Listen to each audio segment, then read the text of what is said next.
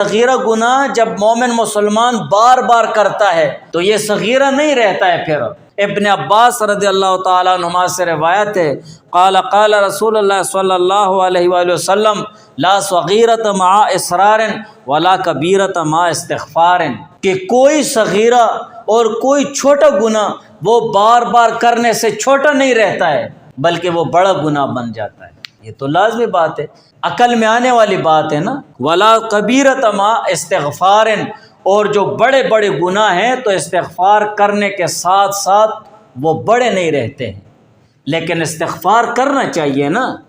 ہم استغفار کہاں کرتے ہیں؟ بیان تو میں کر رہا ہوں چھوٹے چھوٹے سے گناہوں سے بچنے کا، لیکن ہم تو کرتے ہیں بڑے بڑے گناہ جو مومن مسلمان کو ہلاکت میں ڈالتے ہیں.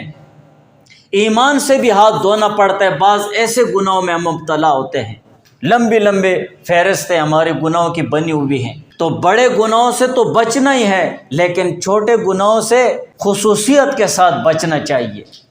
اور استغفار اپنی زندگی کا ایک خاص حصہ بنانا چاہیے.